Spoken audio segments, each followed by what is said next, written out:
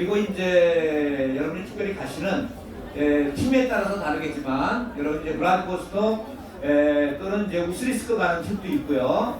그래서 이제 그쪽 지역을 중심으로 우리 그 러시아 지역의 한인의 역사와 더불어서 러시아의 그 블라디보스톡 또는 뭐 우스리스크 지역 역사 이런 것들을 조금 말씀을 드리도록 그렇게 하겠습니다. 그런데 박한 교수와 함께 걷다 블라디보스톡이라고 해놓고 여기 이제 잊혀진 독립 여공들이라고 이렇게 특별히 했는데 그것은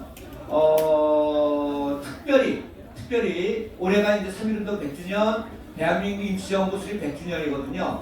그런데 러시아 지역에서 활동했던 독립운동가들이 사실은 우리나라 교과서에도 거의 안 나오고요. 또는 뭐 독립기념관 같은 데도 단독 이렇게 전시가 없어요.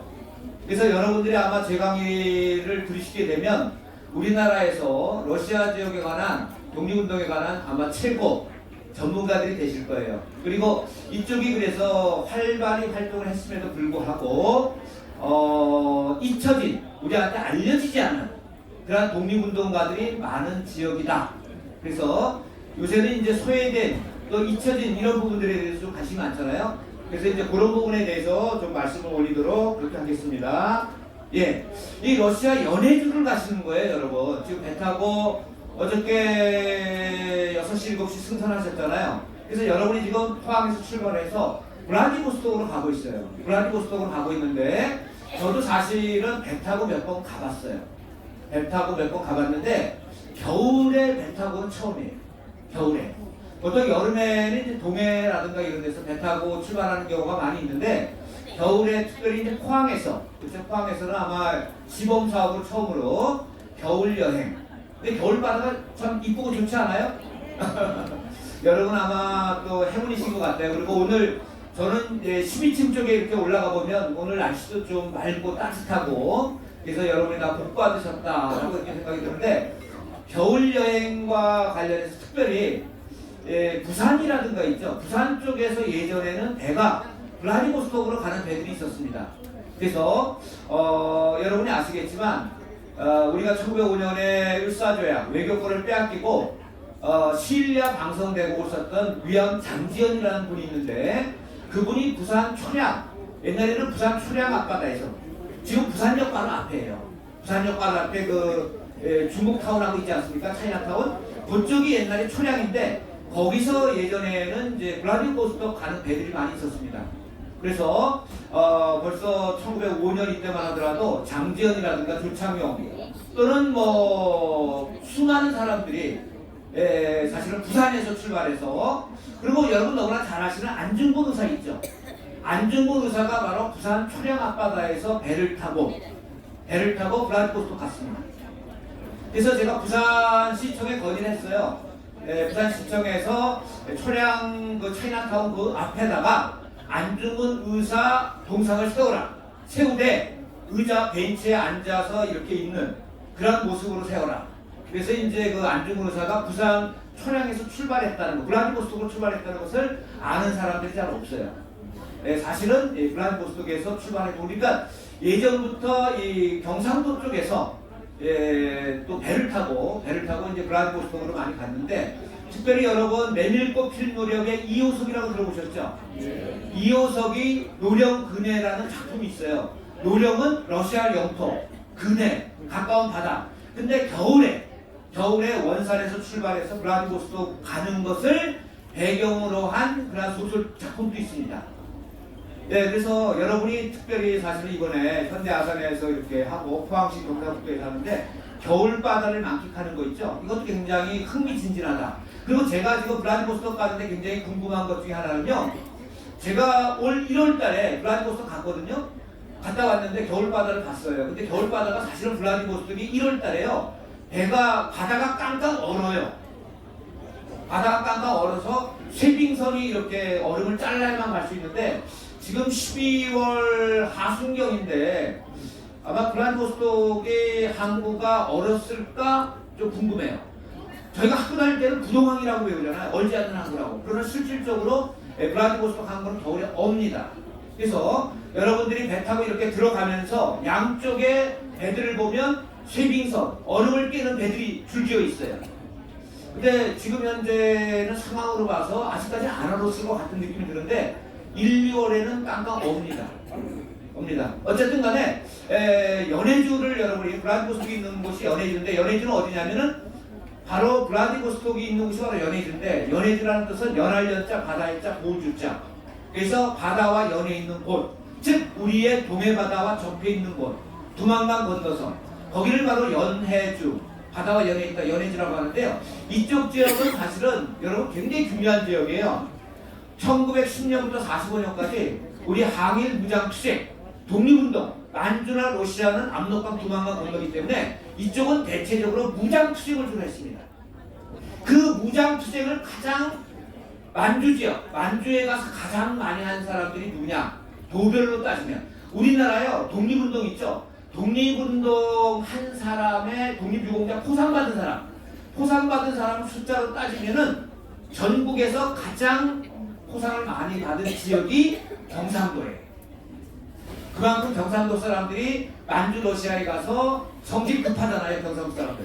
그렇기 때문에 대체적으로 무장투쟁. 근데 러시아 지역도 만주와 더불어서 항일 무장투쟁의 대표적인 지역이다 라고 이렇게 말씀드릴 수 있고요. 그 다음에 이 낮은 여러분이 가시는 블라디보스톡 있죠? 블라디보스톡에 가면 한국 총영사관도 있지만 사실은 북한 총영사관도 있어요. 또 북한 식당도 여러 개 있어요, 사실은.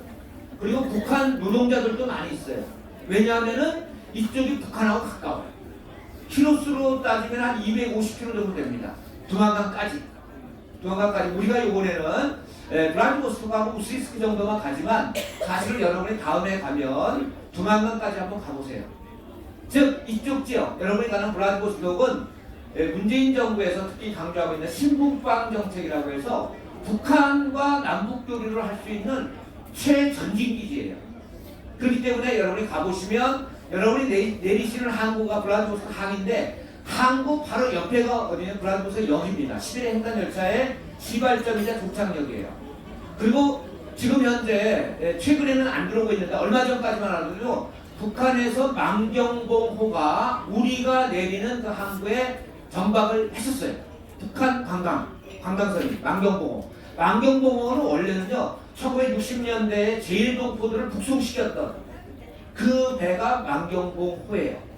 그러니까 이 바로 여러분이 가는 블라디보스톡 연해주 이쪽 지역은 앞으로 남과 북과 남이 서로 교류할 수 있는 대표적인 장이다 라고 이렇게 말씀드릴 수가 있고요. 그 다음에는 지금 현재 우리가 IMF라든가 등등 IMF를 넘어서 FTA라는 거 있잖아요. 그러니까 농업과 관련돼서 상당히 우리가 지금 어려운 처지에 처했습니다. 그런데 이 지금 러시아 연해주 우리가 이제 블라디보스톡은 여러분 이렇게 생각하시면 돼요. 부산이에요, 부산처럼 구름지대가 많고 산이 많아요. 아파트들 다 산 구름지대에 있어요. 블라디보스톡. 근데 블라디보스톡에 북쪽으로 100km 올라가면 우스리스크예요. 우스리스크인데 거기서부터는 광활한 평야예요. 즉 우리가 앞으로 식량 문제가 굉장히 좀 어려운 문제가 생길 수 있어요. 그래서 외국에서 수입해야 되는 문제가 생기는데 우리나라의 현대라든가 LG라든가 수많은 지금 기업들이요 우스리스크 북방 지역에 대농장을 만들고 있어요. 농장들을 많이 갖고 있어요. 그래서 여기가 앞으로 우리 식량의 그 확보의 배후기지다. 그런 면에서도 굉장히 중요한 지역이에요. 뿐만 아니라 이쪽은요 우리나라의 그 대표적인 의료관광 자원이 많습니다. 왜냐하면 러시아 연해주라든가 또는 시베리아 쪽 있죠. 여기 의료 사업이 발전하지 못했어요. 그런데 이쪽 사람들이 아프잖아요. 아프면 어디로 가야 되냐? 모스크바로 가야 돼요. 근데 모스크바보다는 한국으로 들어오는 게 훨씬 가깝죠. 그렇기 때문에 우리나라의 대표적 의료관광 자원으로서 러시아 연해주가 굉장히 중요하다. 즉 여러분들이 이번에 러시아 연해주를 가시고 블라디보스톡을 가시는데 이쪽은 이제 관광 차원에서 굉장히 중요한 곳이에요. 거기 가면 한국 사람밖에 안 보여요. 그리고요 블라디보스톡에 가시면 여러분 나중에 자유시간이 있잖아요. 저녁에 커피숍이라든가 카페들 굉장히 많아요.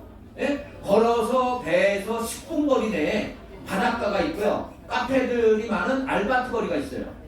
거기가 완전히 근데 메뉴를 이렇게 보시면 러시아어, 영어, 한국어가 다 돼 있어요. 한국 사람이 너무 많이 오는 거예요. 부닥치는 건 다 한국 사람이에요. 그러니까 저녁 시간 여러분 블라디보스톡 가서 잘 활용하세요. 그래서 아무래도 저한테 강의를 듣고 가서 이렇게 보면 여기가 어디다 이렇게 좀 판단이 쓰실 때니까 좀 명사 특강이라는 측면보다도 현재 기항지를 여러분이 어떻게 잘 효율적으로 활용할 수 있을 것인가. 그렇죠? 그런 측면에서도 여러분들한테 제 강의가 좀 도움이 되지 않겠나 이렇게 생각을 하고 있습니다. 네, 이게 지금 여기 빨간 쪽이 여기 지금 블라디보스톡이고요. 블라디보스톡에서 빨간 게 여기 안 돼. 여기 빨간 거래요. 블라디보스톡에 이렇게 올라가면 여기 우스리스크입니다. 여기 우스리스크 가는 팀들이 있는데 블라디에서 100km 올라가면 우스리스크예요.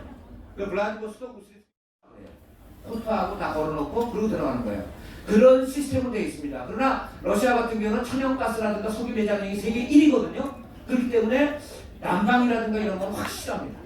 난방이라든가 이런 거는 전체적으로 확실했는데 러시아는 춥기 때문에 모자가 부의 상징이에요. 가장 싸구려가 뭐냐면 개털 모자예요. 개털. 그래서 개털 모자를 썼다. 멀리서도 딱 보면 개털 모자 썼다. 그러면 그 북조선 애들이에요. 북한 애들이에요. 그 다음에 산토끼 털이 그 다음인데 그거 썼다. 그러면 또 중국 애들이에요. 러시아의 말로 깃다이라고 해요. 깃다이. 근데 러시아 애들은 밍크가 또 가격이 천차만별이에요. 그래서 좀 밍크 쓰는데 옛날에는 밍크를 썼지만 여러분이 영화 볼 때 딱토 지바고 영화 보신 분들 있죠? 그런 쪽은 밍크. 근데 요새는 그냥 일반 털모자. 그리고 그쪽에서 모자 좋은 거 샀다. 그래가지고 한국 가서 딱 까보면 한국 제품이에요. 메이드 인 코리아.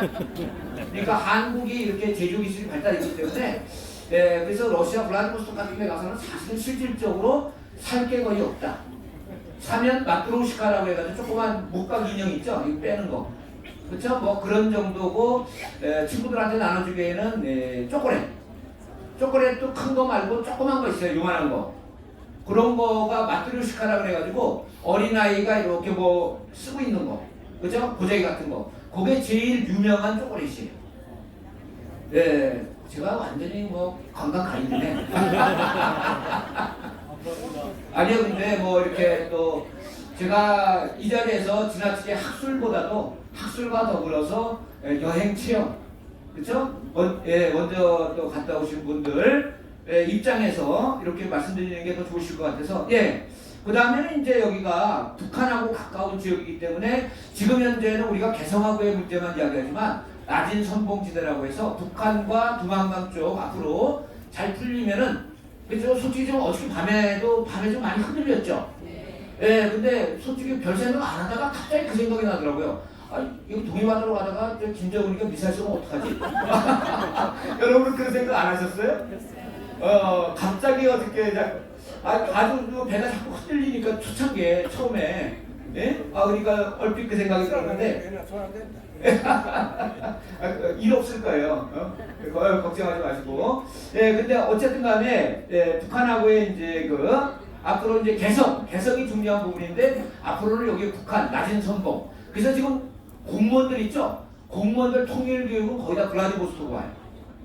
공무원들 통일교육. 그래서 블라디보스토크, 하바롭스크, 그다음에 두만강 일대. 여기가 그리고 중국의 연변조선족 자치주로 해서 두만강 쪽으로 해서 압록강 라인 있죠?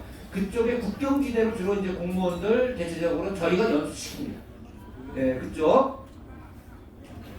제가 잘난 척 하느라고 하나 딱 찍었습니다.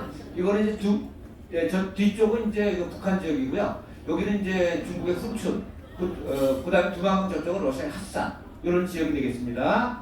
그리고요, 지금 현재 동해 쪽에서 가장 큰 부두가 어디냐면은 북한 쪽에서 제일 잘 나가는 부두가 나진이에요. 나진항이 수심이 굉장히 깊어요. 그래서 이제 러시아라든가 중국이라든가 우리 한국에서도 조사했었어요. 그래서 러시아의 시베리아의 노보시비리스크라는 데가 있습니다. 지금 이름 좀 길죠? 노보시비리스크. 제가 왜 노보시비리스크라고 그랬냐면 노보는 러시아 말로 새롭다는 뜻이에요. 시비리스크는 시베리아. 새로운 시베리아라는 도시가 시베리아 한복판에 있어요. 거기가 석탄이 제일 좋아요. 그 석탄이 바로 시베리아 횡단 열차를 통해서 나진항에서요. 사실은 남과 북한함이 교육이 차단되기 이전까지는 포항 제철로 석탄이 다 들어왔어요. 이거 나진항에서 포항 제철로 들어오는 석탄입니다.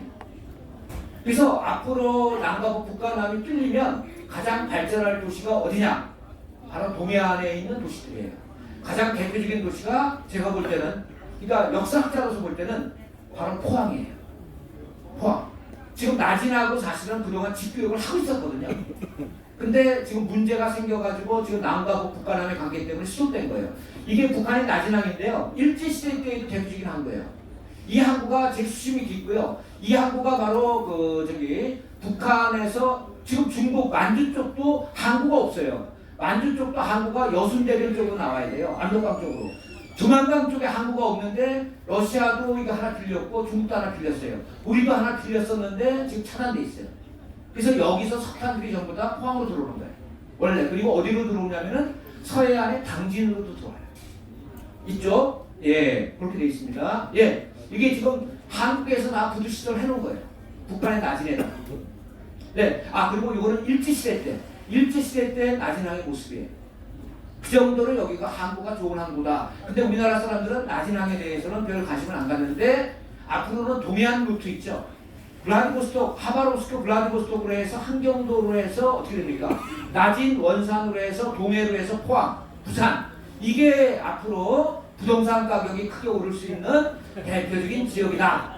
그래서 1930년대요. 가장 그 부동산 투기가 활발했던 지역이 바로 나진입니다. 이쪽 지역입니다. 동해안 지역입니다. 그래서 역사적인 기록에 다 나오는 그런 내용들이다. 그러니까 앞으로 이 나진과 포항 이쪽이 나진 포항선이 굉장히 발전할 지역이다. 라고 이렇게 역사학계에서는 그렇게 보고 있습니다. 이거를 저희는 뭐라고 그러냐면은 역사학계에서는 북방벨트라고 합니다. 북방벨트라고 하는 곳이 이쪽 지역이다. 그래서 여러분들이 관광도 가지만 미래를 위한 사전 납사 간다. 그렇죠? 여러분의 그 자녀분들과 손녀를 위해서. 예. 그 다음에 이 대륙 진출인데요. 우리나라에서요. 현다이, 러시아에서는 현다이라고 합니다. 현다이 농장이에요. 수많은 광활, 끝도 없어요. 끝이 안 보이죠? 예. 그러니까 이게 광활한 평야들이 꽤 많습니다. 우리나라는 산 넘어 산이잖아요. 특히 경상북도, 여기는 땅이 없죠. 땅이 제일 없는 동네가 경상북도예요. 경상남도도 그래요. 그렇기 때문에 경상남도 사람들 대부분 사할린으로 많이 갔죠. 강제징용 많이 갔죠. 경상북도 사람들인데 사할린으로 못 가고 대체적으로 김천에서 기차를 타고 만주 땅으로 갔어요. 만주에 하얼빈에 있는 흑룡강성 먹고 살기 위해서. 그런데 이쪽에 이렇게 광활한 평야들이 많이 있습니다. 이게 현대에서 운영하는 농장이에요. 현대 연해진 농장. 예, 현다이. 예, 제가 또 잘난 척 하느라고. 그쵸? 끝이 안 보이죠? 근데 블라디보스톡은 시발점일 뿐이에요. 시베리아 횡단열차 시발점. 거기는 바로 구름지대예요. 그리고 여러분이 배에서 내리죠? 내려서 30분 내에 웬만한 게 다 있어요. 30분 내에. 그러니까 뭐 혁명광장도 있고 역은 뭐 내리자마자 항구 옆에가 바로 이제 역이고요. 그 다음에 역에서 내려서 10분 거리에 율불 있는 혹시 아세요? 율불 있는 생각라든가 뭐 거기 또 내리자마자 아주 큰 하얀 건물에 러시아 깃발 딱 붙어 있는데 그게 러시아 연해주 주정부 주청사예요. 예, 그리고 거기 큰 광장이 있는데 그게 혁명광장이고요. 혁명광장에서 북쪽으로 10분만 올라가면 롯데호텔이 있어요. 예, 뭐 하여튼 뭐 그쪽에 다 있어요.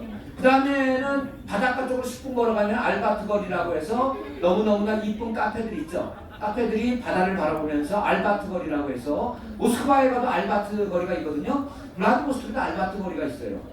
예, 거기 이쁜 그런 카페들도 많으니까 거기 따끈하게 커피도 한잔 하시고 굉장히 좋을 것 같습니다. 그리고 간판도 한국 간판도 꽤 있어요. 네, 러시아. 네, 저희가 가는 지역은 러시아 가운데 바로 이쪽 지역이죠. 극동 지역. 네, 이쪽을 저희가 블라디보스토크 하바롭스크를 간다라고 말씀드릴 수 있고, 여기 시베리아 횡단 열차예요. 참, 뭐 오전에 강의를 여러분 들으셨으니까 러시아는요 문자가 키릴 문자예요. 키릴 문자. 그리스어에서 나왔어요. 근데 러시아라는 나라는 AD 800년대에 만들어졌습니다. 그러니까 러시아는 우리한테는 잽이 안 되는 나라예요. 우리는 BC 2333년이죠. 근데 러시아는 AD 800년대 어디서? 우크라이나의 수도인 키예프에서 만들어졌어요. AD 800년대. 그러다가 러시아가요 AD 1200년대에 몽고족이 침입을 받았어. 우리는 고려시대 때 무인정부 때 받았잖아요. 그래가지고 우리도 그랬는데 이제 이쪽은 몽고의 지배를 한 400년 받아요.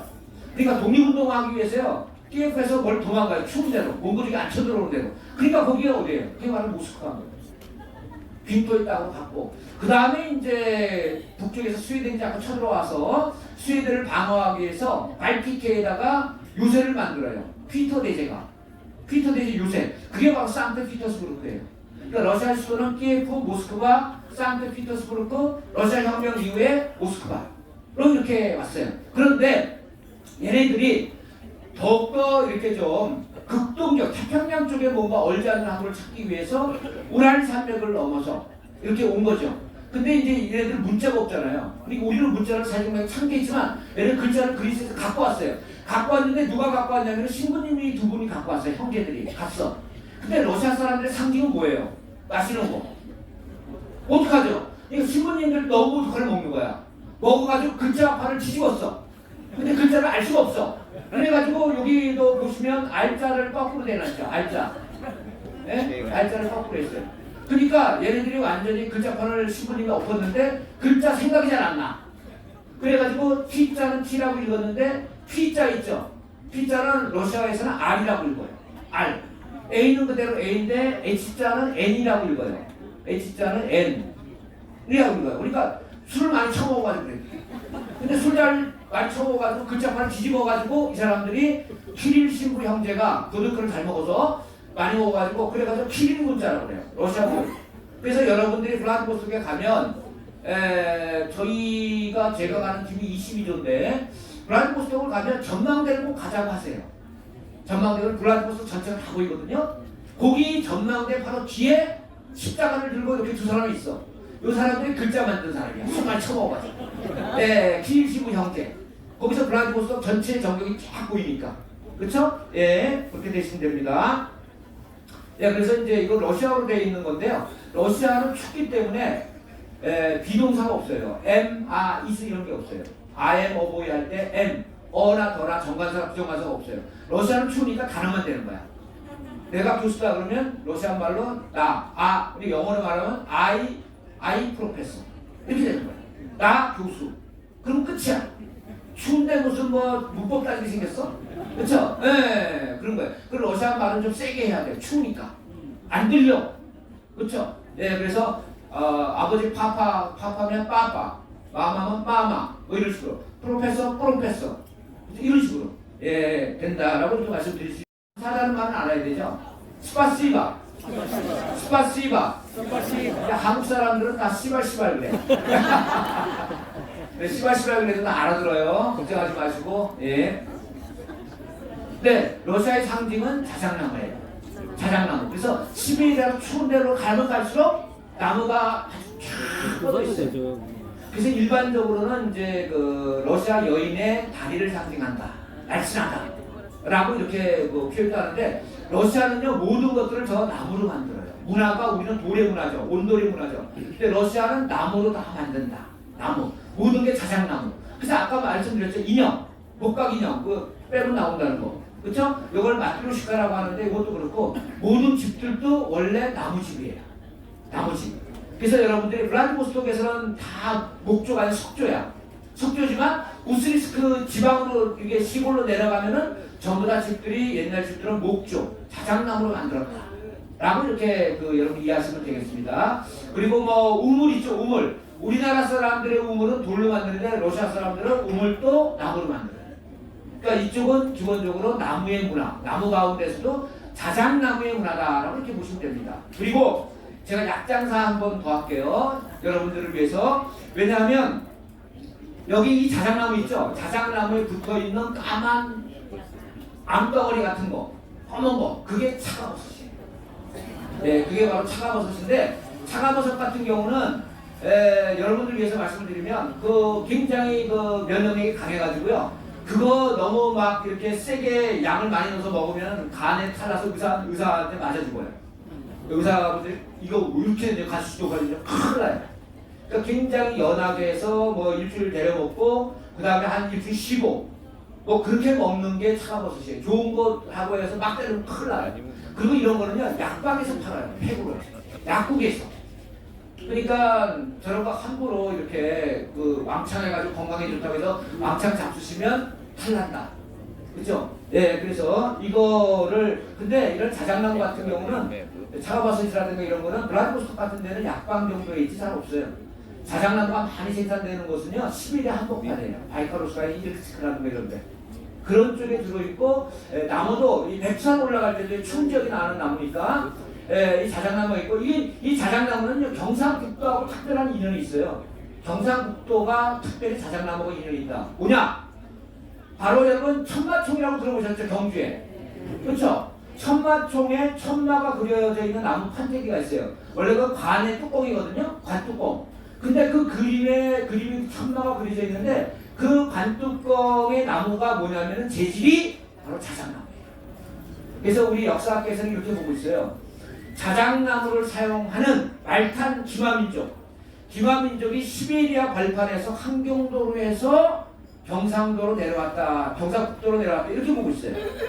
그래서 시베리아의 스키타이 문화, 황금 문화, 그리고 자작나무를 사용했던 이런 말탄, 기마, 천마, 말, 그죠? 말을 탄 그러한 사람들이 시베리아 벌판에서 함경도로 해서 경상도로 내려왔기 때문에 시베리아, 함경도, 경상도 이쪽 라인이 민족이 같은 민족이 아닌가라고 이렇게 추정을 해보고 있습니다. 그래서 사실은 경상북도 같은 경우는 박격제가 박간데 박석김 한국만 있는 게 아니라 원성항이라든가 이런 데 보면 아라비아 사람의 무장이 서 있어요. 아라비아. 그 다음에 이 시베리아 계통의 민족도 많이 들어온 것이 아닌가라고 해서 학계에서는 이 시베리아와 함경도 경상도의 연결성을 지금 현재 많이 연구하고 있습니다. 그래서 이 자작나무가 우리 경상도하고도 역사적 연고성을 많이 갖고 있다라고 이렇게 말씀드릴 수 있죠. 네, 바이칼 호수가 있는 데고요. 시베리아 쪽입니다.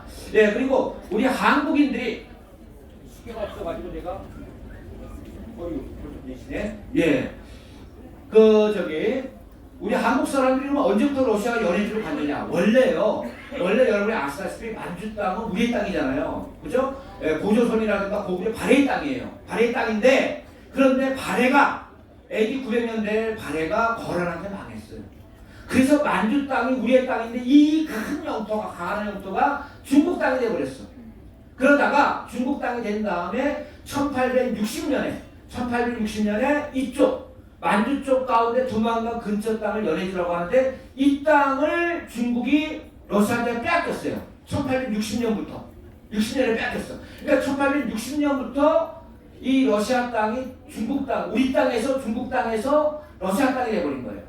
지금 아까운 땅이에요. 그렇기 때문에 여러분들이 사실은 블라디보스토크만 가시는 분들은 잘 볼 수 없는데 우스리스크 가시는 분들은 발해 성터라든가 발해 절터를 볼 수 있어요. 그러니까 그리고 이쪽에요. 우리 과거에 고구려라든가 발해의 유물과 유적들이 굉장히 많아요. 그러니까 과거에 옛날에 우리의 고토예요. 우리의 영토예요. 예? 근데 너무나 지금 보면 러시아는 1870년대부터 블라디보스토크 도시가 건설됐는데 완전히 서양식이에요. 완전히 서양이에요. 그렇지만 조금만 나가잖아요. 그러면 완전히 우리 고구려와 발해, 성터, 절터들이 소위 말하면 쎄 삐었다. 라고 이렇게 보시면 돼요. 쫙 있어요. 그러니까 우스리스크 쪽에 가시는 분들은 발해 성터라든가 절터도 보실 수 있어요. 그러니까 러시아의 극동 지역의 곳곳에는 우리의 역사, 우리의 숨결 이런 것들을 많이 보고 배울 수 있다라고 이렇게 말씀드릴 수 있습니다. 네, 그리고 이 땅에 그래서 1860년부터 러시아 땅이 된 다음에 1860년대 초에 1860년에요 함경도와 평안도에 그 흉년이 들었어요. 흉년이 듣다 보니까 먹고 살 수가 없어. 그래서 사람들이 두만강을 넘어서 러시아 땅으로 간 사람은 고려인이 됐고 또 두만강을 넘어서 염전 조선족 자치도 있죠. 현재 그쪽으로 간 사람들은 조선족이 돼버린 거예요. 그 기준이 1860년이에요. 60년에 큰 흉년이 들었어요. 못 먹고 못 살아서. 근데 생각보다 우리가 지금 현재 그 두만강이라든지 한강, 우리 한강을 생각하면 너무 크잖아요. 그죠? 낙동강 넓잖아요.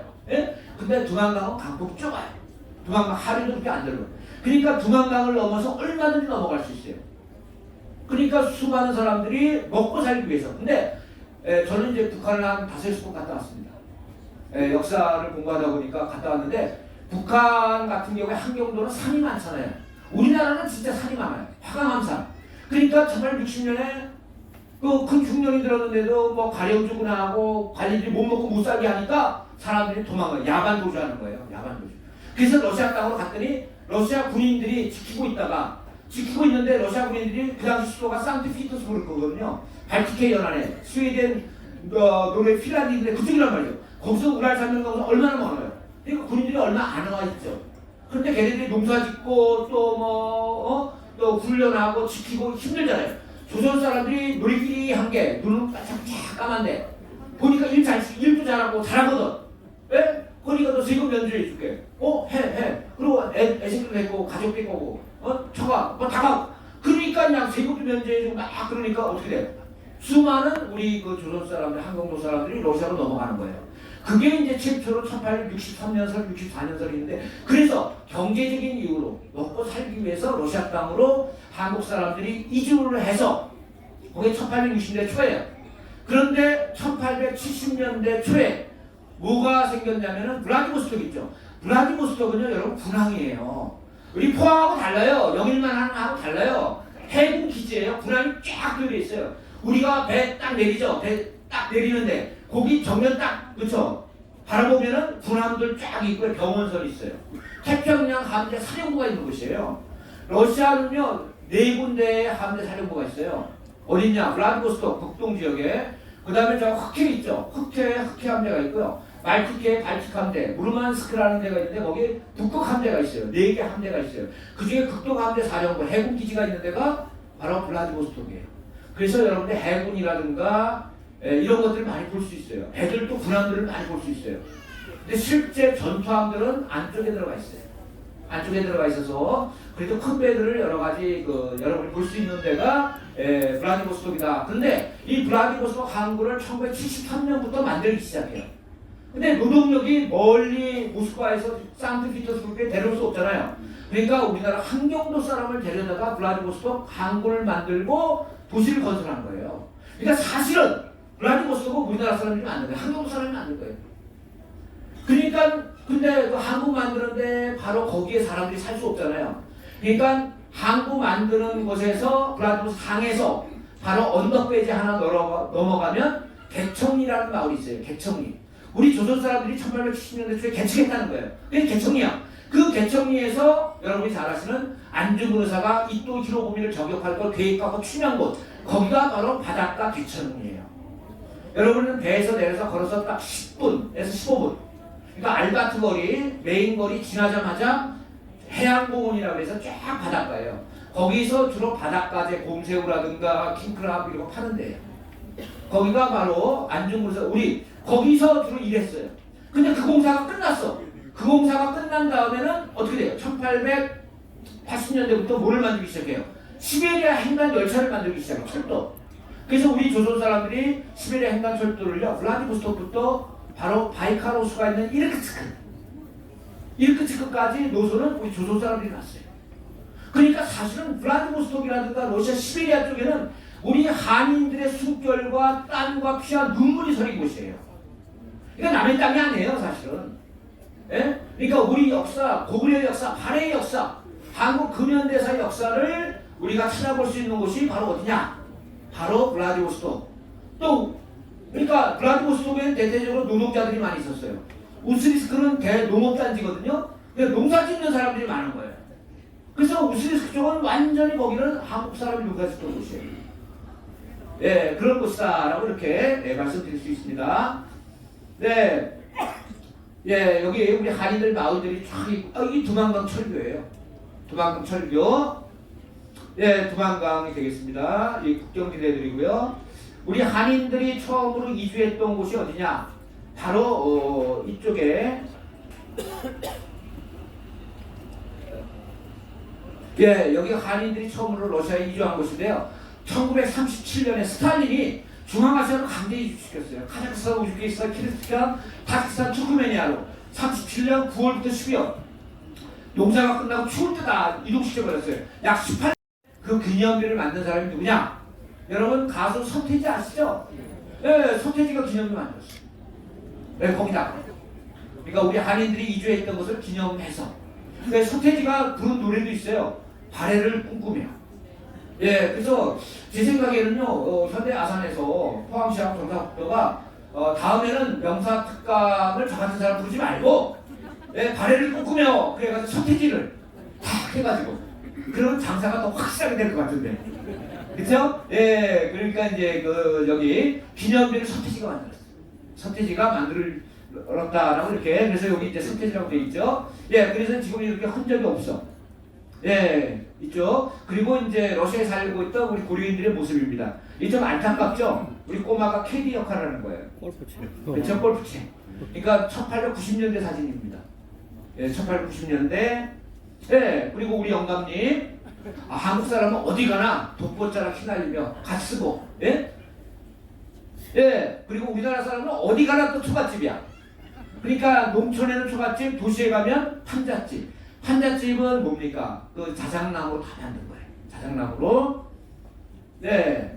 예, 이것도 1900년도에 그 러시아 블라디보스토크에 살던 우리 고려인들의 모습. 예, 이게 나무로 돼 있고, 그죠? 저희 어렸을 때도 대체적으로 이제 이런 집들이 많이 있었던, 제가 옛날에는 그 대구의 남산동 쪽에 그 저기 어디입니까? 앞산 비행장 쪽에 살았는데, 그때 이제 이런 집들도. 네. 아, 그리고 요게 우리나라 사람들 딱 산토끼털 쓴 거예요. 그쵸? 예, 그리고, 예, 이런 식으로, 이렇게 모자 안 쓰면은 얼어 죽는다. 라고 말씀드릴 수 있습니다. 예, 그 다음에는 이제 이런 것도 있어요. 우리 한국 사람들이 러시아에 가잖아요. 옛날 사람. 근데 먹고 살기 위해서는 러시아에 귀화를 해야 돼요. 근데 러시아의 국교가 러시아 정교예요. 근데 귀화를 하면 무슨 문제가 생기냐면은 군대를 가야 돼요. 그래서 1914년에 1차 세계대전이 벌어졌어요. 그래서 우리 한국 사람들이 러시아 군인이 돼가지고 독일전선에서 많이 싸웠습니다. 그런데 1914년이 1차 세계대전이 발발했을 때 독일전선에서 싸우다가 독일군의 포로가 됐어. 독일군의 포로가 되니까 이 독일 애들은 그 당시에 뭘 강조했냐면요, 게르만족이 최유 아주 우수한 민족이다, 자기네가. 그래가지고 수많은 인류학자들 있죠. 그런 사람들이 포로를 잡은 사람들을 인터뷰를 많이 했어요. 근데 그때 우리 고려인들이 잡혀가지고 인터뷰를 했는데, 얘네들이 군인만 인터뷰한 게 아니라 인류학자가 같이 하면서, 야, 너 고려인이야? 그래, 노래해봐. 그래가지고요, 노래를 해가지고 그때 노래를 얘네들이 다 녹음을 해놨어. 독일 애들이. 그래가지고 1910년대 우리 고려인들이 독일에서 옛날에 우리가 불렀던 그 노래들 있죠. 아향을 비롯해서. 이런 게 전체적으로 좀 남아있어요. 여러분 혹시 문경에 가면, 경상북도 문경에 가면 옛길박물관이 있어요. 예? 거기 아리랑. 그 아리랑 고개에도 보면 이거 갖다 놨어요. 녹음 테이프. 그래서 우리 한인들 가운데서, 한국인들 가운데서 바로 1차 세계대전 때 참전함으로써 유럽으로 일찍이 진출했던 우리 한국인들이 좀 많이 있다. 라고 이렇게 말씀드릴 수 있어요. 그러니까 이 러시아에 갔던 고려인들이 전 세계로 뻗친 거예요. 중앙아시아, 독일, 유럽 이런 쪽까지 또 1차 세계대전이 하나의 어떤 고리가 됐다. 예. 그리고 러시아의 종교는 러시아 정교예요. 러시아는 원래 러시아 정교를 믿었는데 이게 공산주의 국가가 되면 종교가 없어졌어. 근데 다시 러시아 정교가 생겼어요. 그래서 여러분이 블라디보스토크에 딱 공항 한국에 내리잖아요. 그 배에서도 딱 보시면 우리 12층, 그죠? 12층 딱 올라가서 이렇게 보시면 러시아 정교 사원을 어마어마하게 크게 요새 새로 줬어요. 러시아 정교 사원 아주 금빛 찬란한. 예, 그걸 여러분 바로 보실 수 있습니다. 우리 배에서 정면으로 탑승에서도 보여요. 탑승에서도 러시아 정교. 이게 국교예요.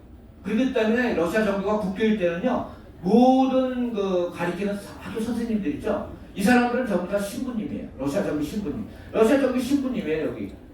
예, 수영기르고. 예, 지금도 이런 형태예요.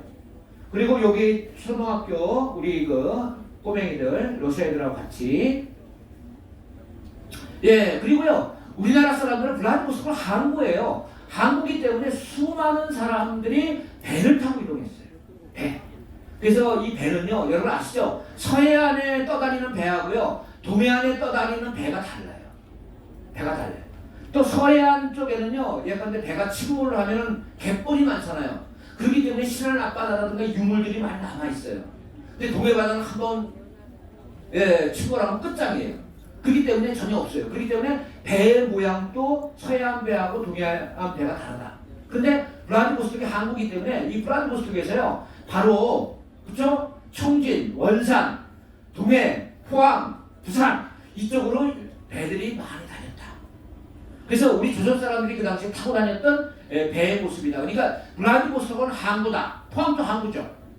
그렇죠? 그러니까 이 동해안이 앞으로 굉장히 활성화돼야 돼요. 근데 그것은 남과 북한함의 관계가 개선되면 동해안 루트, 일본도 태평양을 바라보고 있는 동경 오사카가 발달했어요. 그 너머는 발달하지 못했어요. 이 태평양, 이 동해안 쪽 있죠. 이쪽이 앞으로 굉장히 남과 북한함의 관계가 호전되면 굉장히 발전할 대표적인 지역이다. 그리고 특별히는 뭐가 발전돼야 되느냐? 제가 생각할 때는 해양 쪽이 발전해야 된다라고 생각합니다. 제가요 책을 쓴 게 있어요. 제2의 장보고 블라디보스톡의 대표적인 해양 무역업을 하는 사람이 있어요. 최봉준이라는 사람이 있습니다. 그 사람 우리나라에서 뭐 거부실록에 나오는 사람이에요. 근데 그런 사람에 대해서 별로 주목하지 않던데 저는 진짜 해양인 우리가 장보고는 서해바다를 해서 중국 쪽으로 했잖아요. 그렇죠? 근데 동해바다 쪽은 최봉준이라는 사람이 일본, 중국, 러시아 이 무역한 대표적인 해양인이 있어요. 그런 사람들을 자꾸 이렇게 좀 발굴할 필요도 있다. 이 바다가 진짜 중요한 게 아니냐. 우리가 3면의 바다이기 때문에 이 바다, 그쵸? 우리나라 사람들, 이 사람들이 바로 아까 시베리아 횡단 철도 놨던 블라디보스토크 항구 놨던 사람들입니다. 이 조선 사람들의 모습. 그리고 이제 또 이쪽 지역은요 항일 독립운동을 많이 한 그러한 또 대표적인 지역이다라고 말씀드릴 수 있는데 국경지대에서 항일 투쟁을 가장 활발하게 했던 유명한 사람이 누구냐? 바로 여러분이 너무나 잘 아시는 안중근이에요. 안중근이 두만강 건너 러시아 연해주에서 손가락도 자른 거예요. 단지동맹. 블라디보스토크에서는요 한 200km 떨어져 있어요. 국경지대로. 그리고 블라디보스토크에서도 안중근사 활동했고 또 그 국경지대에서 손가락도 잘랐어요. 그러니까 의병 투쟁과 관련해서 가장 유명한 곳이 바로 국경지대 안중근을 이야기할 수 있습니다. 두만강 쪽에서 여기 이제 최재형은 나중에 여러분이 가실 무스리스크 쪽에서 가실 거고요. 그 다음에는 여기 안중근이 손가락을 자른 장소가 블라디보스토크 인근 지역이에요. 손가락을 잘라서 핏방울을 형상화해서 이렇게 만들었습니다. 핏방울 형상화해서. 그 다음에 지금 현재 이렇게 지금 안중근 의사의 단지동맹비가 블라디보스토크 인근에 이렇게 지금 현재 만들어져 있고요. 안중근 의사가 사용했던 총, 리볼버 권총, 브라우닝 권총, 블라디보스토크에서 전부 다 구입한 겁니다. 그리고 홍범도, 그 다음에 이제 이쪽이 여러분이 가시는 곳이 바로 여기 블라디보스토크인데 블라디보스토크에서는 구한말에 1910년 이전에 독립운동을 할 때 주로 계몽운동을 했어요. 도시기 때문에 학교를 만든다든가 또는 신문을 만든다든가 이런 역할이 바로 블라디보스토크에서 했다라고 이렇게 말씀드릴 수 있습니다. 여기 블라디보스토크입니다. 그리고요 블라디보스톡의 이쪽에가 블라디보스톡 여기에요. 우리가 배가 이쪽에 정착하고요. 여기 언덕을 이렇게 넘어가면 여기가 바로 개청리 지역입니다. 여기가 지금 바닷공원, 해양공원이 되어 있습니다. 러시아 사람들이 주로 여기서 먹고 즐기고 하는 곳입니다. 옛날에는 우리 조선 사람들이 개척한 곳이고요. 근데 여기서 개척을 했는데 여기가 너무 좋은 거야. 그러니까 일본 애들이 1910년에 탄압을 가해서 1910년에 우리가 나라가 빼앗기니까 새로운 한인촌을 만들어요. 달동네로 보내요. 그것이 신안촌이에요. 그래서 이쪽 지역, 여기가 이제 요거는 이제 저기 블라디보스토크에 있는 아지무트라는 호텔이고요. 아지무트 호텔이고, 여기가 개청리고, 여기가 이제 우리가 내리는 역인데, 항구인데, 항구에서 이쪽으로 길이 별도로 평평한 길이 있습니다. 걸어서요, 여기까지 10분밖에 안 걸려요. 여기가 바로 안중근 의사가 활동했던 곳이다 라고 말씀드릴 수 있습니다. 그리고 조금 전에 제가 말씀드렸던 바다의 사나이 제2의 장보고, 이 사람이 바로 최봉준이라는 인물입니다. 이런 배, 준창호라는 배, 러일 전쟁 때 러시아가 사용했던 배인데요. 이 배를 이제 구입을 해가지고 최봉준이 이제 한국과 중국과 이렇게 무역을 했던 그런 준창호가 되겠습니다. 여기에 한국 깃발을 달고 1907년 폐전에 배가 운영이 됐다. 그리고 한국에서 가는 사람들은 이 준창호를 타고 바로 블라디보스토크로 옛날에는 다녔다 라고 이렇게 말씀드릴 수가 있습니다. 이게 이제 북한의 김책시로 밖에 성진이라든가 이런 데서 주로 이 당시에는 무슨 무역을 했냐면요, 소무역을 했습니다. 살아있는 소무역을 해서 떼돈을 번 대표적인 인물입니다. 옛날에는요 냉동시설이 발달하지 않았어요. 그래서 살아있는 소를 주로 러시아로 갖고 와서 판매를 해서 떼돈을 벌었다라고 말씀드릴 수 있습니다. 블라디보스톡입니다. 네, 블라디보스톡. 여기가 바로 개청리 해양공원의 모습이고요. 예, 그리고 이 블라디보스톡 역 바로 앞에 여러분 기념 촬영 아직까지는 레닌 동상이 블라디보스톡 역. 여러분이 한국에서 바로 나오면 길 건너에 바로 레닌 그 동상이 있고요. 레닌 동상 옆에에 어디 갔나? 여기에 바로 그 슈퍼가 있어요. 여기 슈퍼가 있고요. 러시아 슈퍼가 있고 이쪽에서 이렇게 해서 쭉 한 100m만 올라오면 또 한국 슈퍼가 있어요. 그러니까 뭐 여러분 저희 배에서 내려서 바로 이렇게 한국 슈퍼도 있고 러시아 슈퍼도 있고 하니까 여기 뭐 러시아 애들 안중근 의사가 활동했던 여기가 바로 옛날에 개청이라고 하는 곳인데 지금은요 요즘만 남아 있어요. 요즘만 남아 있는데 여기 1층이 카페거든요. 여기서 커피 한잔 하셔도 좋아요. 여기 메뉴판에도 한국어로 다 돼 있어요. 여기가 바로 안중근이라든가 이런 데를 다녔던 곳이고 이쪽이 바로 이제 바닷가입니다. 바로 이쪽에 여기 뭐 노을도 이쁘고요. 근데 러시아는 맥주가요 번호가 있어요. 그래서 러시아는 0번은 노알콜, 9번은 보드카 수준, 7번은 소맥, 3번은 우리 한국 맥주 도수가. 러시아의 블라디보스톡 항해에서 맥주 잡수시면 러시아 맥주는 이렇게 번호가 적혀 있다. 그렇죠? 요거요. 이렇게 러시아 음식은요 그냥 양식이에요. 비슷해요. 나잖아요. 전망대에서 바라본 블라디보스톡 시가의 모습이 되겠습니다. 전망대. 그래서 여러분이 내리는 항구는 여기에요. 여기에 여러분이 하차하시고요. 배가 정박하고 바로 보면 여기 극동함대 사령부이기 때문에 러시아 배들이 있고요. 동해바다에서 배가 이렇게 들어옵니다. 배가 이렇게 해서 이렇게 들어와서 여기 정착을 해요. 그러면 여기 블라디보스톡 항구다이자 여기에요. 그리고 태평양 함대 사령부가 있고 그 다음에 이 거리가 블라디보스톡의 가장 중심거리예요. 바로 중심거리고 여기 하얀 건물이 태평양 함대 사령부고 롯데호텔이 여기 있고요. 걸어서 5분. 그리고 여기 바로 이쪽입니다. 그러니까 약간 언덕배지. 여기 전망대에서 보면 전체적으로 여러분들이 블라디보스톡을 이제 전망하실 수 있다라고 말씀드릴 수 있습니다.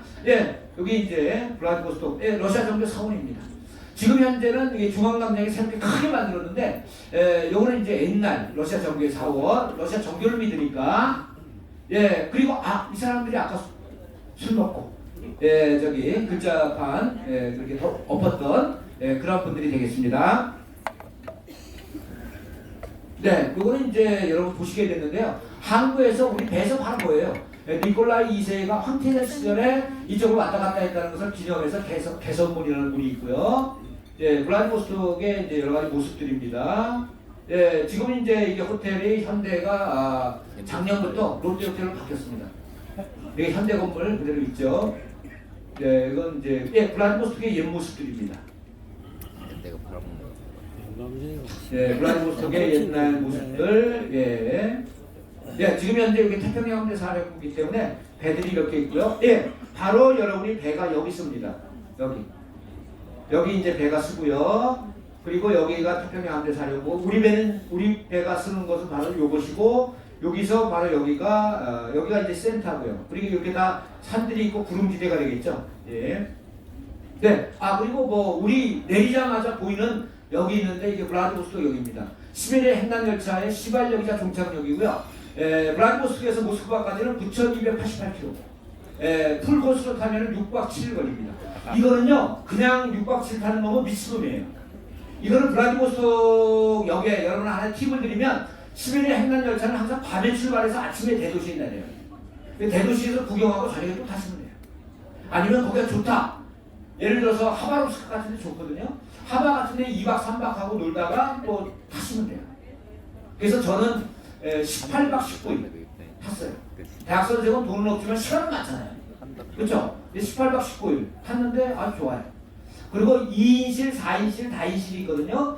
근데 얼마 전에 시베리아 원정대인가 TVN인가 해서 한 거 보니까 걔네들은 다인실을 탔더라고요. 근데 외국인은요 기본적으로 4인실 태워요. 4인실. 근데 4인실 타면요 편해요. 쿠션도 좋고 장거리이기 때문에요. 여러분 어저께 좀 배가 좀 울렁울렁해서 못 주무시는 분 많이 계시죠? 근데 오늘은 진짜 참 잘 주무실 거예요. 얼렁얼렁 안 거리면 잠이 안 와. 정말이에요. 예, 그러니까 11회 행간열차 처음에 덜렁덜렁 이러거든요. 잠이 안 와. 근데 거기서 자기 시작하잖아요. 그러면 그 다음에는 호텔 가서 자면 이상해. 예, 그럴 정도로. 예, 그리고 4인실은 뭐 카페, 코페라고 하는데 아주 뭐 11회 행간열차 괜찮습니다. 11회 행간열차 여름에 에어컨 빡빡 나오죠. 겨울에 스팀 잘 나오죠. 그건 뭐 천연가스라는 거 석유.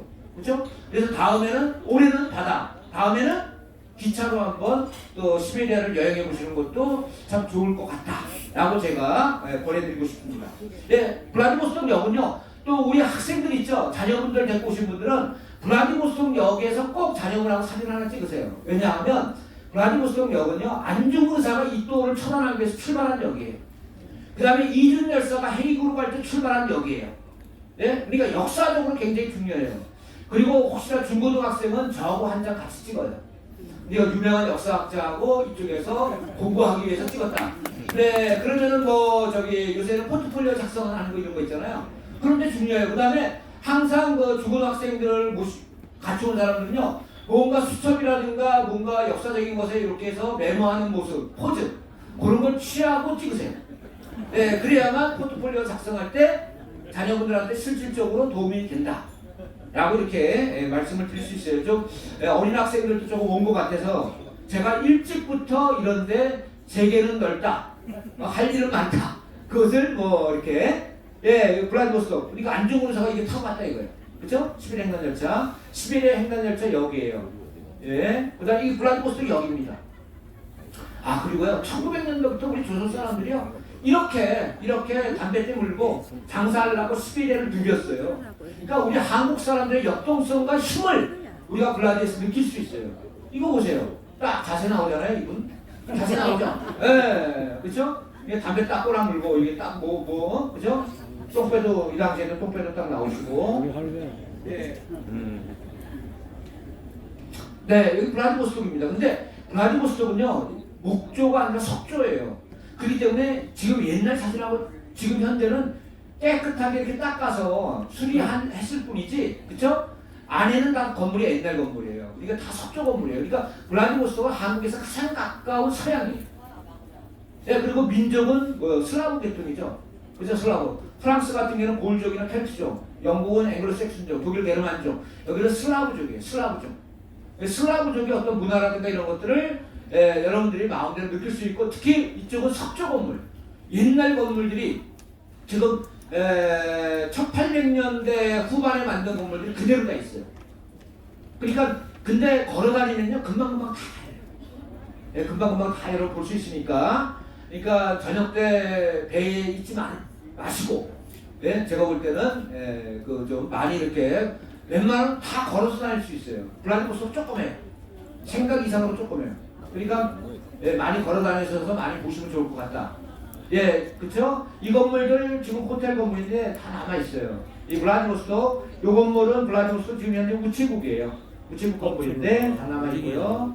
네, 그리고 이 건물은 지금 현재 그 꿈 백화점이에요. 백화점 건물인데 그대로 다 남아 있습니다. 예, 그리고 요게 이제 개선문인데 옛날에 이쪽에 지금 롯데호텔이 여기 있고요. 네, 그리고 이제 그 블라디보스톡의 여러 가지 모습들. 그리고 이제 우리 1910년대, 1870년대 블라디보스톡을 개척을 해서 그 다음에 1910년까지 개척리 해양공원이 있는데 우리 조선 사람들이 쭉 살았어요. 살았는데 1910년 나라를 빼앗기니까 일본 애들이 압력을 넣어서 러시아가 우리 조선 사람들의 사는 곳을 달동네로 보내버렸어요. 그래서 새로운 한인촌이 만들어졌고 그것을 이름하여 신한촌, 새로운 한인촌이다 라고 이렇게 이야기하고 있거든요. 그래서 여기가 1910년대 항일 독립운동의 최전선 기지고요. 바로 이곳에 항일 독립운동을 기념해서 우리나라의 중소기업 기업인들이 신한촌 한일 독립운동 기념비를 만들어놨어요. 그래서 사실은 비행기 타고 들어오시는 분들이라든가 이런 분들은 공무원이라든가 이런 모든 분들은 일단 블라디보스톡에 가면 신한촌 한인 독립운동 기념비 있죠. 거기에 일반적으로 헌화를 합니다.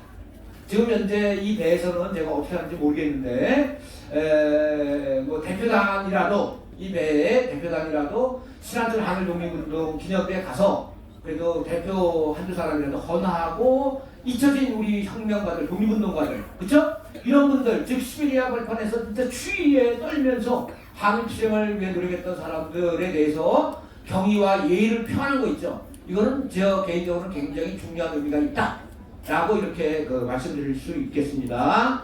아마 뭐 그렇게 하는 걸로 알고 있습니다. 현대 아산 쪽에 제가 이야기했어요. 예, 그러니까 이겁니다. 신화조 항일 독립운동 기념입니다. 그래서 저기 세 개잖아요. 하나는 남쪽, 하나는 북쪽, 하나는 고려인. 그래서 3일체가 돼서 뭔가 우리 한국의 어떤 미래 발전, 남과 북 국가남의 미래 발전을 위해서 노력하자. 이것이 신안초 새로운 한일촌의 항일 독립운동 기념이다라고 말씀드릴 수 있습니다. 네, 그리고 그리고요. 이 블라디보스톡은 이제 계몽운동이라든가 항구로서 의미가 있고, 블라디보스톡의 북쪽으로 이제 100km 올라가면 우스리스크라는 데가 있습니다. 그래서 여기 계신 분들 가운데 가시는 분도 있고 나름대로 이렇게 다른 일정을 또 잡으신 분들도 있는데, 우스리스크는 블라디에서 북쪽으로 100km 올라가는 지점인데요. 옛날에 발해에 조그만 수도가 있던 곳이에요. 그 당시에는 솔빈부라고 했고, 이쪽에 발해 성터 절터 이런 것들이 많이 남아 있습니다. 그리고 이쪽은 광활한 대평원이기 때문에 우리 고려인들 가운데 농사 짓는 사람들이 이쪽에 다 있습니다. 지금 현재 고려인이 한 3, 4만 명 살고 있는 지역이고요. 여기에 지금 현재 고려인 문화센터 박물관도 있고요. 그 다음에 이제 한인 독립운동을 위해서 안중근 의사의 어떤 의거를 실질적으로 스폰한, 그리고 실질적으로 가능하게 했던 인물, 최재형이라는 인물이 있는데, 그분의 집에, 체포된 집 있죠? 거기에 지금 현재 박물관도 이쪽에 만들어져 있습니다. 그래서, 요번에 못 오시는 분들은 다음에 한번 가보셔도 좋을 것 같고요. 만약에 남과 북 국가랑 통일이 되죠? 그러면 부산에서 출발하자는 기차가 출발하면 서울에서 원산으로 가서요. 원산으로 해서 우스리스크로 갑니다. 기차가. 교통이 중심지예요. 우스리스크 북한으로도 갈 수 있고, 우스리스크 남한으로도 갈 수 있고, 러시아로도 갈 수 있고, 중국으로도 갈 수 있고, 대표적인 교통의 요지가 바로 우스리스크다. 제가 생각할 때는 이쪽에 땅 사놓으면 앞으로 큰 문제가 되지 않겠다. 네, 한국적 개념으로 생각하면. 근데 러시아적 개념은 아직까지 이런 생각 못하고 있는 것 같습니다. 우스리스크 역이고요. 이쪽에 우스리스크 역입니다. 그리고 옛날에 우스리스크에 살았던 우리 고려인들의 모습들입니다. 멍멍이는 뭐 예나 지금이나, 그렇죠? 그리고 러시아에서는 또 우스리스크에서 우리 임시정부를 만들었었어요. 1919년 2월 달에 임시정부를 만들었던 장소고요. 그리고 여기가 이제 그 박물관입니다. 고려인 박물관이 또 우스리스크 쪽에 있고요. 이쪽에 또 우스리스크 쪽에 가면 해금 일사였던 이상설 선생이 또 희생당했던 마지막 이상설, 참 가슴 아픈 곳이에요. 이상설 선생은 우리나라 해금 일사였고 대단한 분이셨는데, 이분이 1917년에 돌아가서 충북 진천 사람이에요. 충청도 진천 사람인데, 이분이 조국으로 가고 싶어. 근데 갈 수가 없어. 그쵸? 그러니까 조국이 뭐길래, 그쵸? 그럼에도 불구하고 이 사람들의 업적이라든가 이런 것들 제대로 조망도 하지 못했고, 특히 지도자들은 조금 조망이 됐는데, 대다수의 일반 병사들의 모습들은 우리 역사 속에 어디 교과서에도 나오지 않습니다. 그래서 우리가 이번에 배를 타고, 그쵸? 유람 아닌, 관광 아닌, 그쵸? 이런 것도 물론 포함되어 있지만, 기항이면 블라디보스톡에 우리의 기항제에 내리는데, 그쵸? 우리의 옛 모습, 잊혀진 독립운동가들의 모습도 한번 여러분들이 기억을 했으면 좋겠다 라는 의미에서 현대아산에서 저를 초빙했던 것 같습니다. 제 강의 이 정도로 일단 마치고, 혹시라도 제가 지금 35분이거든요. 그래서 보니까 이게 보통요 강의 50분 이상 하면은 다 학생들 좋아요. 그래서 질문 있는 분이 있으면 제가 질문 좀 받고 그렇게 하도록 하겠습니다. 일단 이 정도로 마치겠습니다. 감사합니다. 혹시 뭐 조금이라도 궁금한 거 꼭 역사가 아니더라도요. 여러분이 기항제 가는 쪽에 관련해서 궁금한 점 있으시면 좀 말씀해 주십시오. 제가 말씀드릴게요.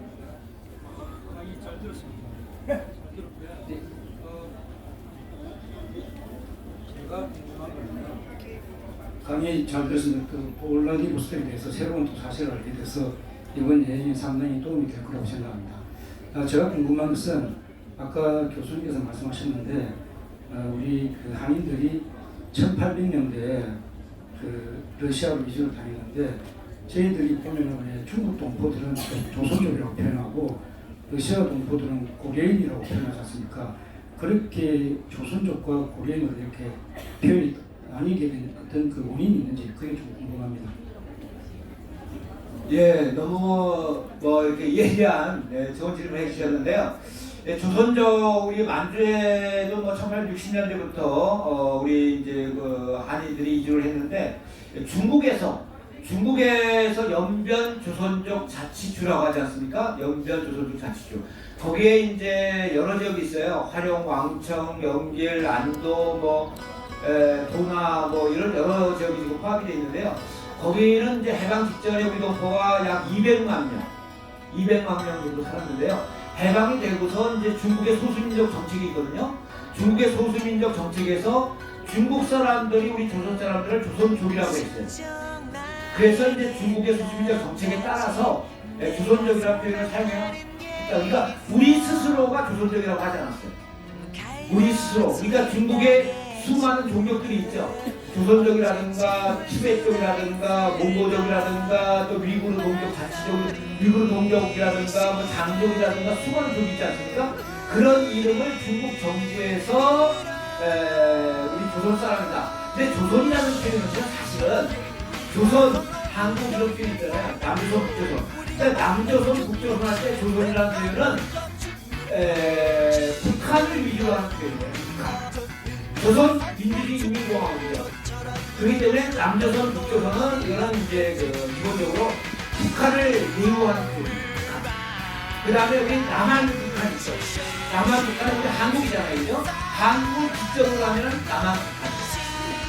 그렇기 때문에 중국은 기본적으로 중국의 지도자들 가운데 마오쩌둥 특별히는 주얼라이라고 있어요. 주얼레가 우리 북한에 대해서 굉장히 여러 가지 배려를 했어요. 그러면서 북한의 입장에 따라서 조선족 그 다음에 여러분 아시는 것 같이 일본 있지 않습니까? 일본에서 대통령이라고 하지 않습니까? 대통령. 거기도 기본적으로 조선. 이렇게 하고요. 우리는 한국, 남한 북한. 그러다 보니까 남과 북한 안에 있어서 북은 조선을 주장하고 남쪽은 한국을 주장하거든요.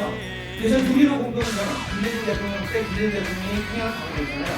그래서 북한하고 우리하고 표현할 때는 남측 북측이라고 해요. 회담할 때 공식적인 용어가 저희가 북을 여러 번 갔다 왔다 그러잖아요. 근데 그때 회의할 때 걔네들하고 남측 북측이라고 표현합니다. 측, 남측 북측. 그래서 이 조선족이라는 표현은 중국 정부와 관련된 거고요. 근데 고려인은 아니에요. 근데 고려인은 지금 정설이 없어요, 사실은. 그런데 1991년 12월에 구소련이 망했거든요. 구소련이 망하면서 이제 러시아에 살고 있는 우리 동포들 있죠. 동포들이 나름대로 전국 러시아뿐만 아니라 중앙아시아까지 전체적인 협회를 만들었어요. 협회를 만들어서 자신들이 회의를 했어요. 근데 자신들이 회의를 하면서 자신들은 한국도 싫다. 또 북한도 싫다는 거예요. 그러니까 어느 편에 끄기 싫다는 거예요. 그래서 자기네는 나름대로 국제적인 노선으로 전 고려인 협회. 그래서 신문, 러시아에서 가는데도 우리 한국 신문이 모였다면 레닌 지였거든요. 레닌 지도 고려인으로 그러면서 이제 고려인이라는 표현을 하고 있어요. 그러니까 그것은 러시아나 중앙아시아에 살고 있던 고려인들 전체의 개인 기관에서 정한 얘기예요. 그런데 사실은요, 이 고려인이라는 표현은요, 1910년대, 20년대에 저희가 이제 연구자로서 러시아 지역의 독립운동가를 제가 전공을 하는데 그때에도 고려인이라는 표현을 러시아에서 썼더라고요. 그런데 어떻게 해서 러시아에 살고 있는 사람들이 고려인이라는 표현을 썼는지 그 유래는 정확히 잘 모르겠어요. 다만 조선족이라는 표현은 중국 정부와 관련이 있고 고려인이라는 표현은 일반 민간적인 차원에서 그러니까 민간 자치단체가 중심이 돼서 고려인이라는 표현을 사용했다라고 이렇게 말씀을 드릴 수 있는데 지금 학계에도 정해진 정설은 없어요. 근데 저도 이런 질문을 여러 번 받아봤기 때문에 그래서 제가 나름대로 또 러시아에서 고려인한테 사무실이 있거든요. 그쪽에도 좀 여쭤보고 했더니 그분들 말씀이 제가 좀 정확한 그런 쪽으로 정리되어 있어서 제가 여러분들한테 이런 게 아닐까? 이건 뭐 변수는 맞다는 이야기는 아니고 그게 구조적으로는 아닌데 그래서 일반적으로는 제가 말씀드린 그런 쪽으로 일반적으로 이해를 하고 있습니다. 이게 답변이 됐는지 모르겠습니다.